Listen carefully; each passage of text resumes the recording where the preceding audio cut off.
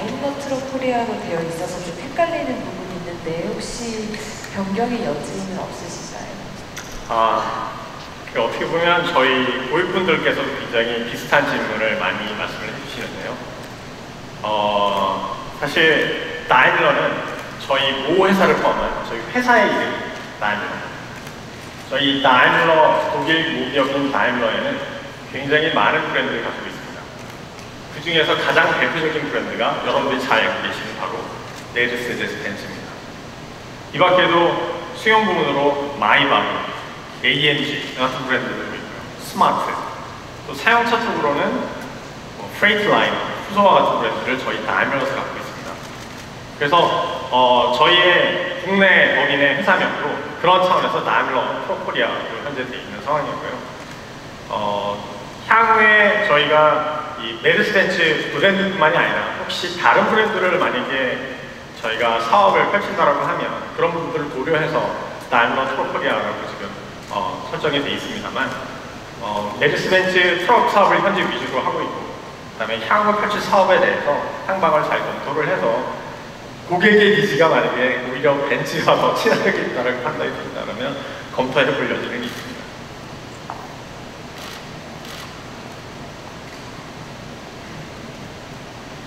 지리네 코리아 주전자고요. 아까 그 레인키팅 어시스트에 대해서 좀 구체적으로 다시 질문드릴 게 있는데 설명하신 부분은 레인 디파처 워닝 시스템 아닌가요?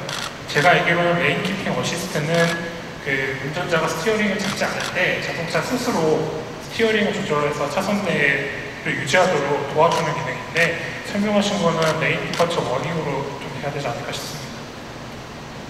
예, 지금 이해하고 계시는 게 맞고 하지만 저희 입장에서는 그 레인 키핑 어시스트라는 명칭으로 저희가 유럽에서도 동일하게 사용을 하고 있고 지금 말씀하신 것처럼 운전자의 스티어링을 운전에 개입을 하지는 않습니다. 다만 운전자가 방향 지시등을 켜지 않고 차로 변경을 할 때는 운전자의 의도하지 않은 차로 변경으로 인지를 하여 경고음을 발생하고 그러니까 시각적, 청각적 경고음을 발생하는 시스템이지 실제로 운전자의 그 방향 지시를 어시스트하거나 방향 지시를 가이드하거나 하는 그런 기능은 아닙니다. 말씀해주신 그 기능에 대한 이해는 정확하시고요. 다만 저희는 그 레인 키핑 어시스트로 이 옵션을 지칭하고 있습니다.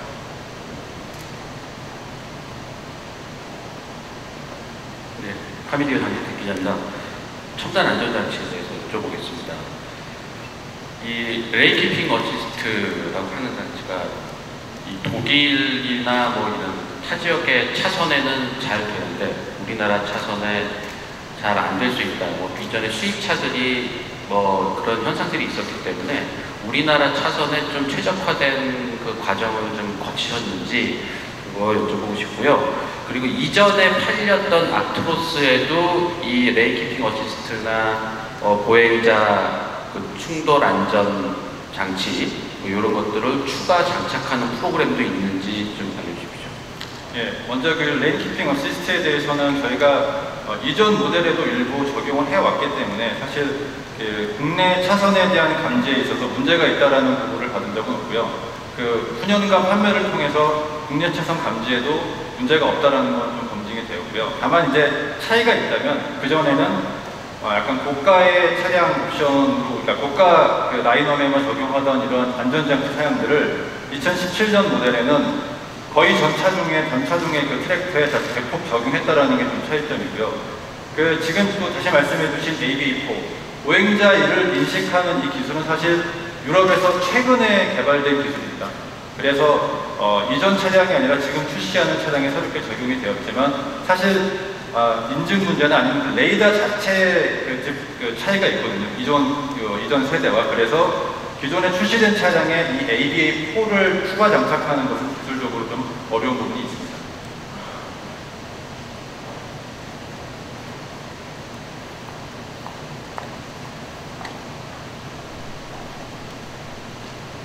RPN9의 유택자라고 합니다. 조 대표한테 여쭤보겠는데요. 네. 그 지금 다임러 그룹 안에서 벤츠 같은 경우는 그 승용 부문은 작년에 이제 승용 1위를 했는데 트럭 부문은 아마 3위 정도로 제가 알고 있습니다. 그래서 그 벤츠가 이제 전반적으로 한국의 상승세니까 아마 2위를 노려보실 것 같은데 언제쯤 가능하실 것 같은지 예측을 부탁드리겠습니다. 네, 굉장히 자주 받는 질문 중에 하나인데요. 아까 제 프레젠테이션 서두에서도 말씀을 드렸듯이 물론 이 양적인 성장도 중요하겠습니다만 저희의 기본적인 저희 회사의 미션은 그리고 저희의 비전은 트럭 스위트 트러스트, 고객이 가장 신뢰할 수 있는 트럭 브랜드가 되겠답니다. 그렇기 때문에 올해 발표드렸던 로드 이피시언시를 통해서 고객이 비용을 좀 더 절감을 하고 수익을 극대화할 수 있는 방향에서 질적인 개성에, 질적인 성장에 좀 더 초점을 맞추고 있고요. 이런 질적인 성장을 하다 보면 양적인 성장은 자연스럽게 따라올 수 있다고 생각합니다. 또 이런 질적인 성장을 집중해서 2010년 한 해 열심히 활동을 했고 그 결과로 사실 작년 국내 판매 기준으로 2배 성장이 됐었고요. 말씀드린 것처럼 해외 시장에서도 저희가 성장률 3위를 기록하는 기록이 나왔지만 여전히 그거를 목표로 한다기보다는 고객에게 정말 신뢰받는 질적인 성장을 하고 싶다. 그런 트럭 브랜드가 되고 싶다는 목표가 변하지 않습니다. 그래서 앞으로도 올해도 마찬가지지만 지속적으로 질적인 성장을 위주로 사업을 펼칠 예정입니다.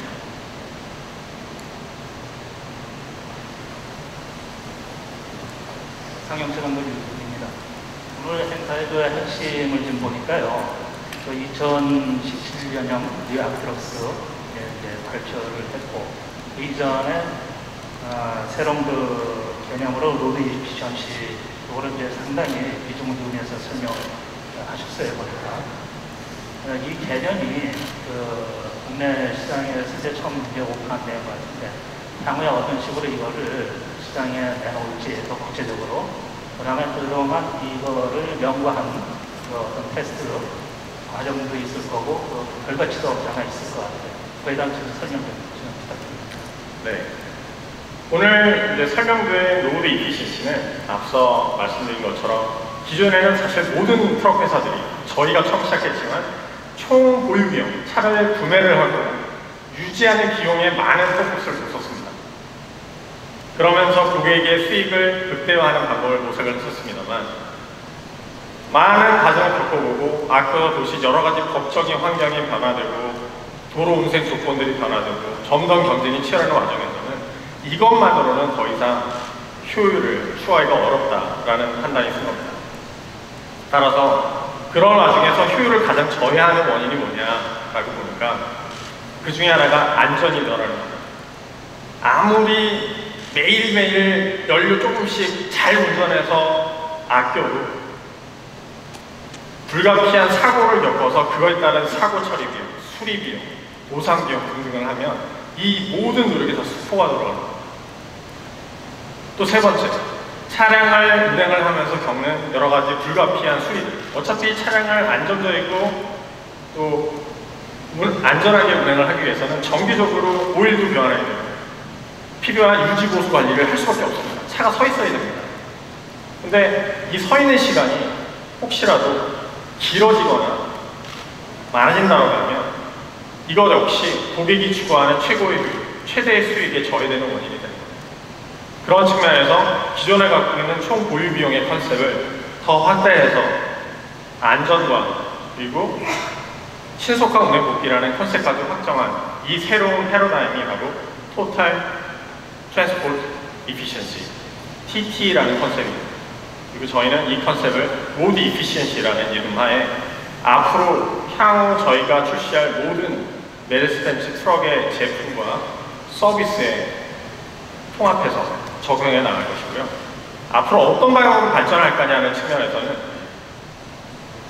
토탈 코스트 오브 오너십, TCO 측면에서는 여전히 계속 혁신적인 엔진과 아까 보셨던 지역 예측형 풀출 같은 그런 장치들을 효율적인 장치를 지속적으로 도입을 해서 효율을 계속 높이는 반면에 저희가 늘 안전장치에서는 업계를 선도하고 있었습니다만 추가적인 안전장치들을 통해서 안전을 더 확보해서 예상치 못한 사고로 인한 비용 손실을 최소화하고 또 신속한 운행 복귀를 위한 여러 가지 방법들을 내부적인 프로세스일 수도 있고 그 다음에 장치일 수도 있고 향후 저희가 많은 우려가 되고 있는 커넥티드 카 개념으로도 이런 부분에 있어서 저희가 발전할 수 있도록 지속적으로 강화할 것입니다.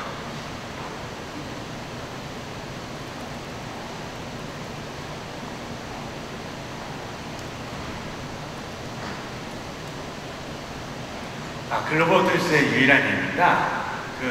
다름이 아니라 최상의 효율을 위해서 서비스를 갖다가 뭐 단축시키고 응대를 빠르게 하고 그러신다고 하셨는데 그 상황 속에서도 불만이 생기는 고객들이 나올 것 같거든요. 맞습니다.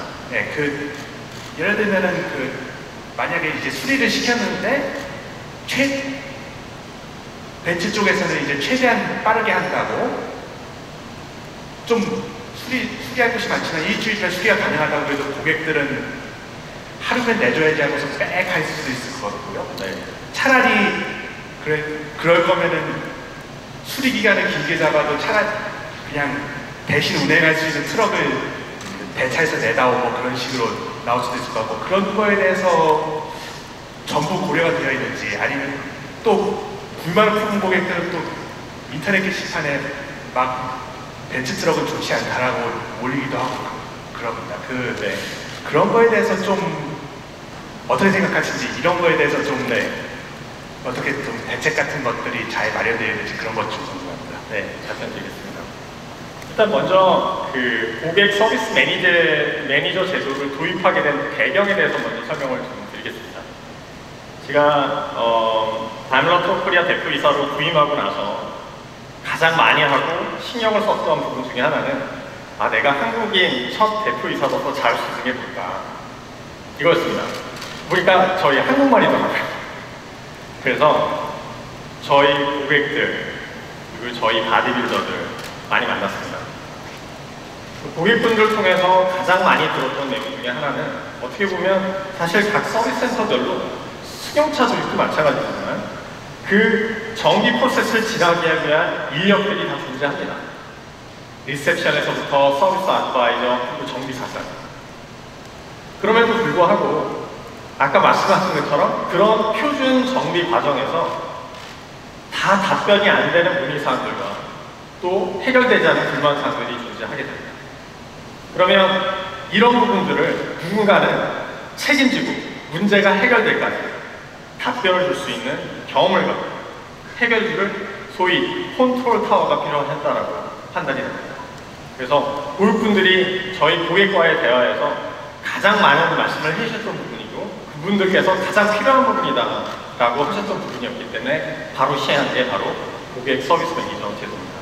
그래서 기존에 있는 서비스 조직이 기어가 맞물려서 돌아가듯이 다 돌아가는 각 인원들이 존재하지만 말씀하신 것처럼 그런 예외사항들이 존재하기 때문에 이런 부분들을 철저하게 책임지고 해결하기 위한 수단으로서 고객 서비스 매니저를 도입하고 컨트롤 타워를 도입을 한 겁니다. 그런 차원이고요. 그 다음 두 번째 질문이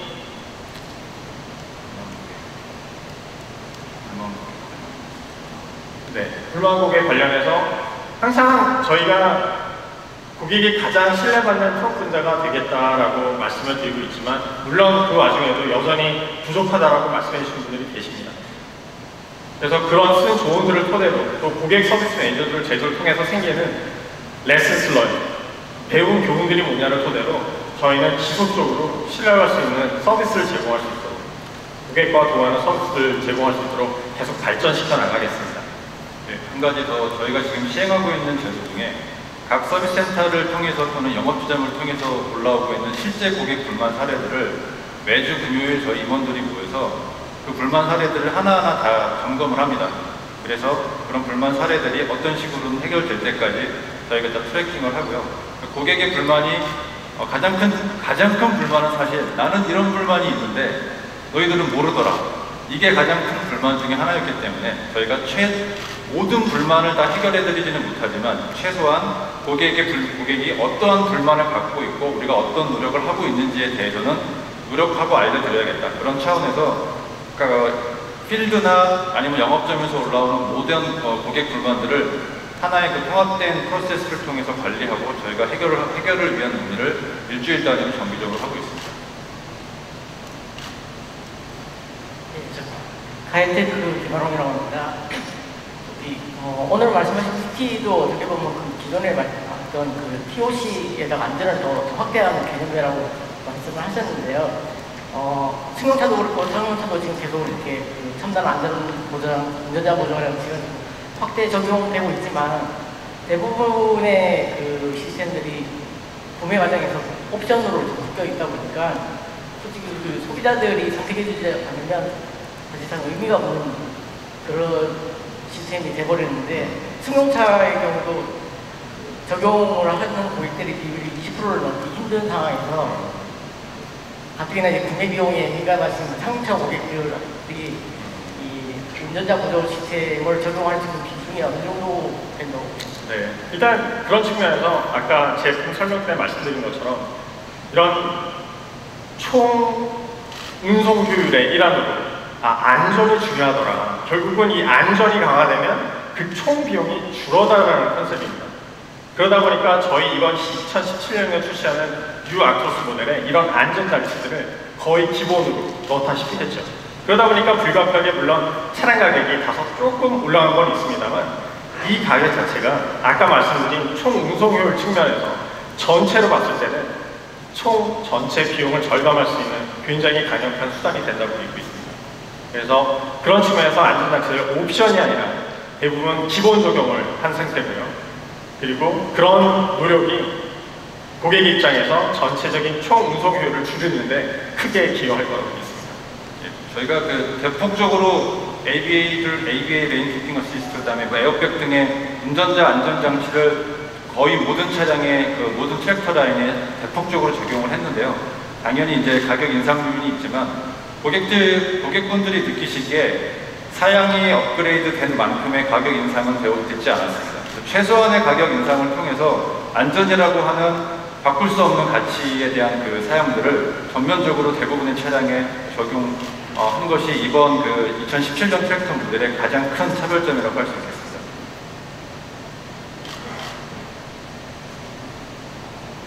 네, 민주당의 손정우 기자입니다. 그 현재의 이제 뭐 다양한 안전 장치들이 만들어지고 뭐 조립하고 어떤 뭐 충분하게 이제 이해가 좀 될 부분이 있고요. 그 갈수록 지금 이제 그 트럭 시장뿐만 아니라 이제 그 승용차 부분에서도 자율주행 차들이 이제 속속 들어오고 있는 상황이거든요. 트럭 부분에서의 그 자율주행 부분도 그 다임러 쪽에서 굉장히 많이 고민하고 실험을 하고 있는 걸로 알고 있는데요. 이제 고객 입장에서 보면 또 산업시장에서 보면 특히 트럭 같은 경우에는 자율주행 부분에 대한 것들이 굉장히 민감한 부분이어서 현재 진행 상황이 어떻게 되고 있으며 향후에 시장에 적용이 되는 시점을 예상할 때 벤츠 쪽에서 볼 때는 어느 정도 예상을 하고 계시는지 네, 잘 알고 계시다시피 그 메르세데스 트럭은 세계 최초로 자율주행 트럭을 시연을 한 브랜드입니다. 퓨처 트럭 2025라는 컨셉 안에 실고속도로에서 저희가 그 기술을 이미 선보였고요. 그 의미는 이미 그 관련된 기술은 저희가 이미 다 보유를 하고 있는 상태이고, 다만 각 나라별, 우리나라를 포함해서 법적인 여러 가지 여건들, 환경에 따라서 시기 적절하게 도입 가능한 시점에서 적절히 도입 검토를 하고 싶습니다. 그리고 그런 자율주행 탭으로 넘어가기 전에 필요한 여러 가지 또 그 중간 단계에 있는 반자율주행에 관련된 기술들 또한 향후 저희가 도입할 트럭에 당연히 국내에도 도입 검토하고 있습니다. 구체적인 도입 시점에 대해서는 저희가 좀 더 내용들이 확정이 되는 시점에서 다시 한번 알려드릴 기회를 갖도록 하겠습니다. 네, 기자님 시간 관계상 마지막 질문을 받도록 하겠습니다. 네, 질문이 없으시면 이제 외부에서 뉴 아크로스 2017년 포토 세션을 진행하겠습니다. 지금까지 참석해 주신 기자 여러분 감사드립니다. 감사합니다.